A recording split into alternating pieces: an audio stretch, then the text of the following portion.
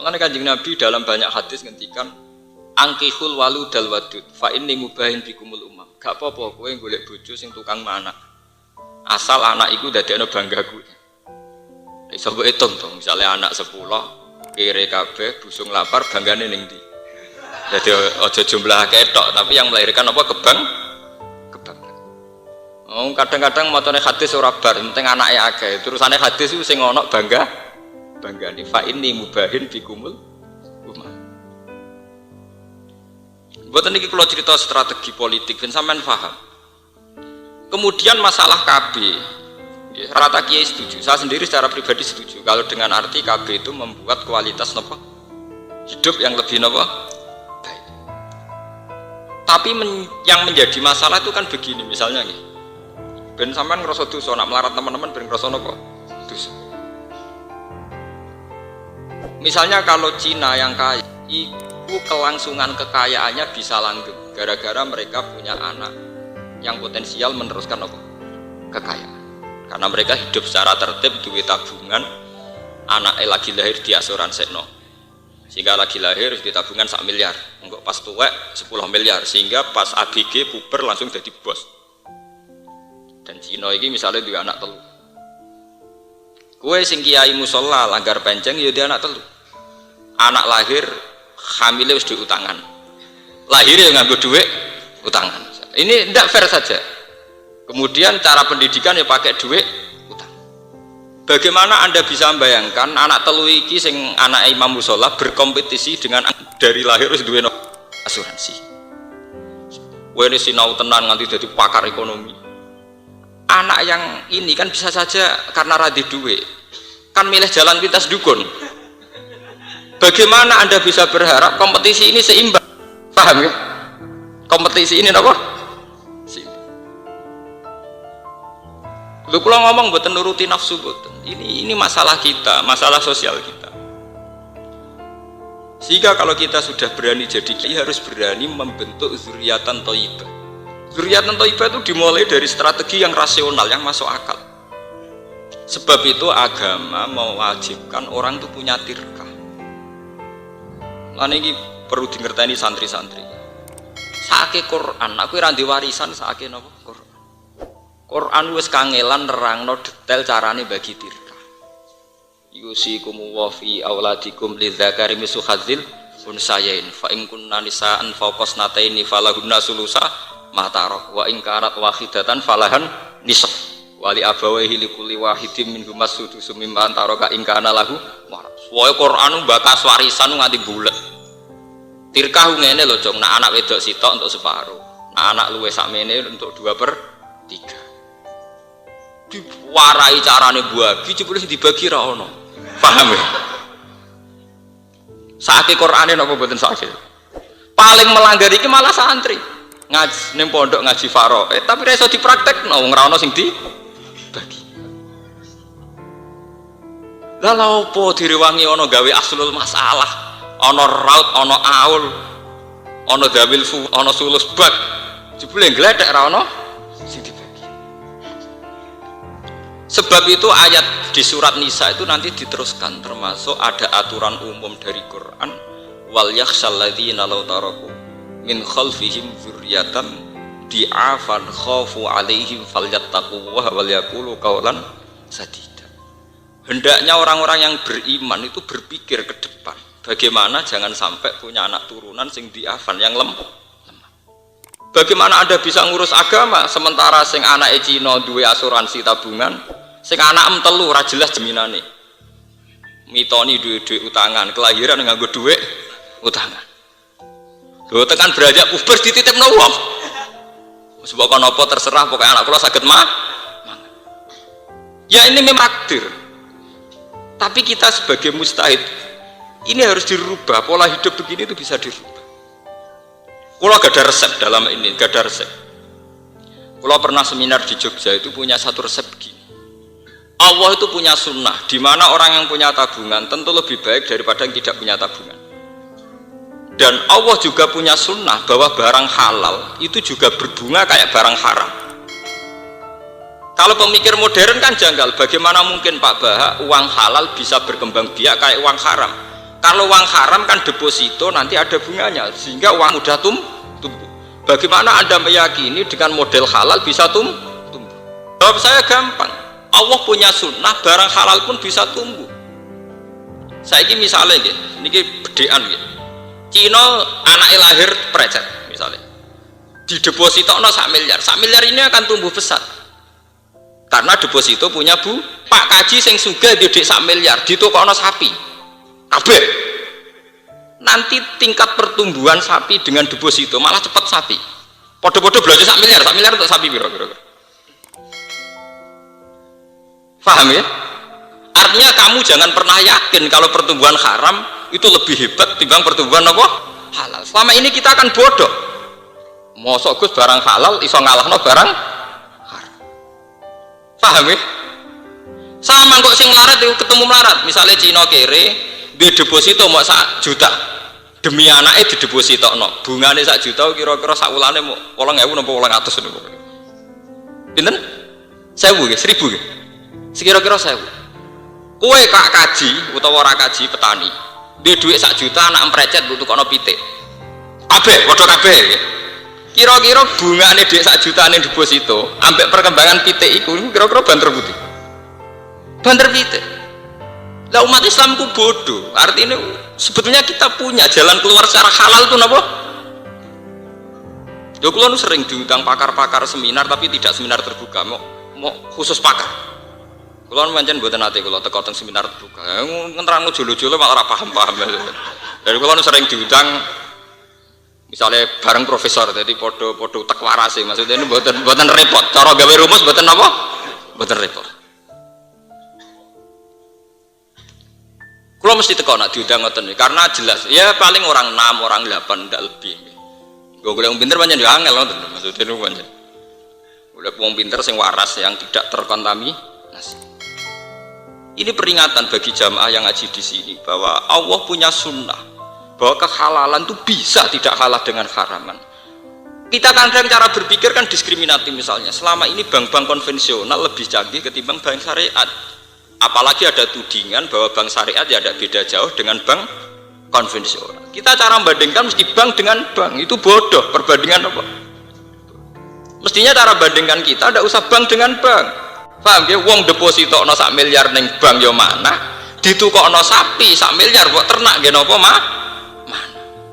Dan itu tidak kalah tingkat produktivitasnya tidak nopo. Mana bakdo ngaji niki sampean mikir tenan teng anak. Saake anake wong dolim iso kompetisi secara sehat. Mergo wong tuane mikir tenan. Lho anake santri sak enake dhewe ning rumah iki.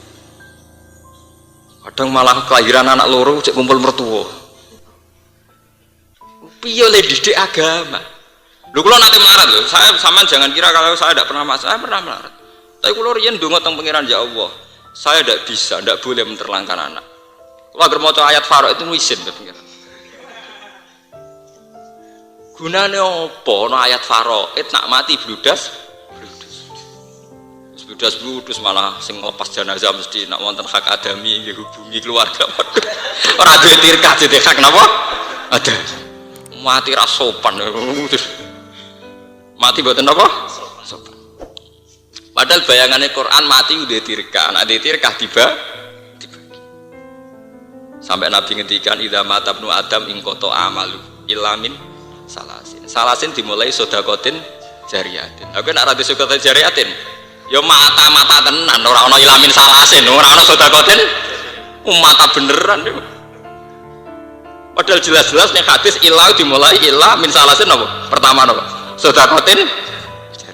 Jadi kayak nak mati, kepengen ora ing koto amalu, kepengen ora putus, kudu dimulai duwe sedekatin jariyah. Au ilmen yang tafa'u bi malah ora wong alim ya ora. Paham ya? Awaladin solikin nak ora duwe sedekah jariyah angel. Wong mulai lahir wis utangan, engko ngaji dititipno wong. Sale mondok nek mbok titipno wong iku, nah tepakan kiai ini kedonya perangan wedhus terus. Paham ya? Ini harus dipikir, umat Islam cara berkompetisi itu tidak sehat. Orang-orang zalim punya ketertiban yang luar biasa, sementara wong soleh duwe amburadul sing luar biasa. Bapak kula nurin kula paling kula kenang saking bapak kula setunggal sering ngendikan iku.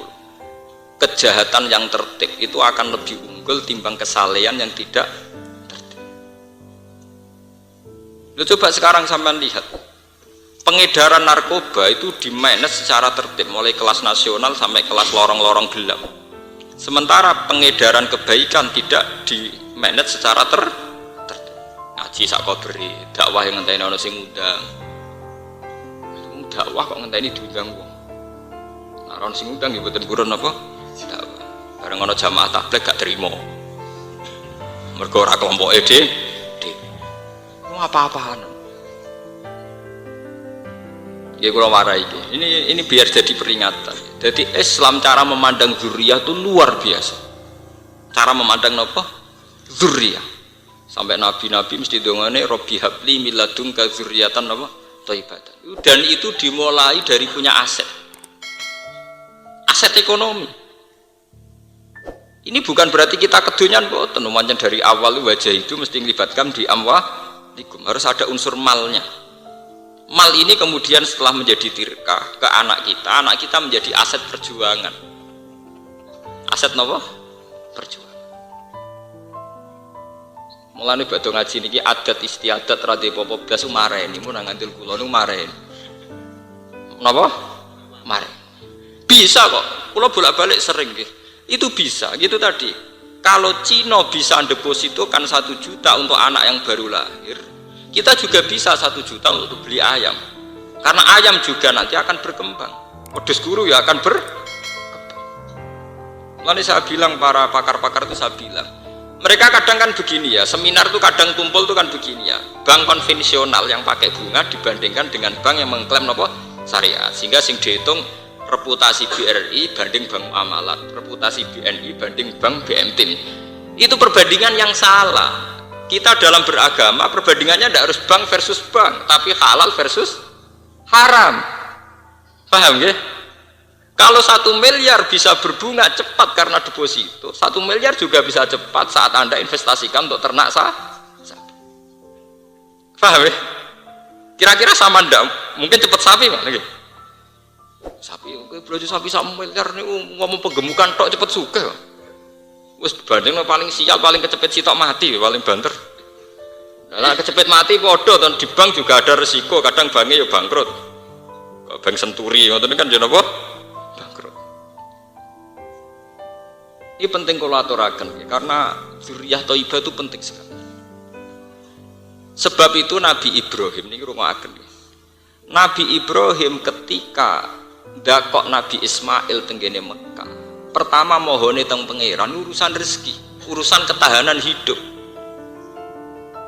Rabbi inni askantu min dzurriyyati biwadin ghairi dzi sar'in inda baitikal muharram. Terusane sebuti Rabbana liyuqimus sholata faj'al af'idatan minan nas tahwi ilaihim warzuqhum minat samarat.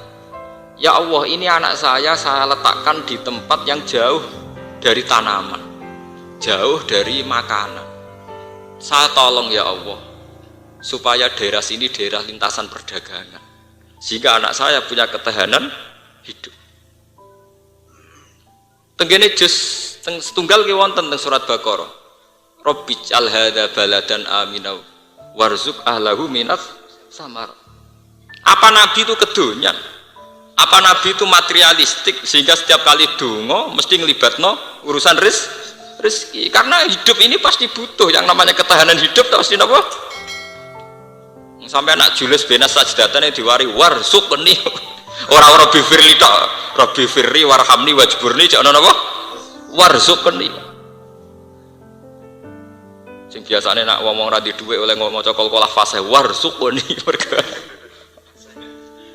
Tapi itu menjadi satu pelajaran betapa sebuah agama, sebuah perjalanan kebaikan itu tidak bisa melepaskan yang namanya unsur ketahanan apa? Hidup. Kalau sampean tanya, bandingannya gimana Gus? Bandingannya adalah kita takut saat kebatilan lebih cepat, lebih kuat. Ojo sampai kita ngalami kok ning sinetron-sinetron niku. numpak cawayu katokan cuwekak mbluwotor supire iku mantan santri wetunan. Nak diundang pas salat dienggo sentak-sentak. Ya karena saiki gambarane ngoten, sing di donya Cina satpame alumni pondok. Sing di donya ora salat satpame alumni pondok. Ya memang itu takdir ya, tapi kita bisa merubah sebetulnya dengan kompetisi yang baik, artinya dimulai dari anak kita lahir. Dimulai dari hal-hal yang kecil. Misalnya anak lahir, aku melarat minimal kayak pitik loro. Coba pitik didol ke bapak rokokan. Itu kan lucu. Bisa dimulai dari hal-hal yang mudah, nopo? Bisa. Kulo sering nangisi umat Islam. Kulo sering diskusi ngeten sampai orang-orang yang punya perhatian pada umat Islam. Sebetulnya kehalalan itu bisa menjadi aset yang kuat, sama seperti keharaman juga menjadi aset yang apa?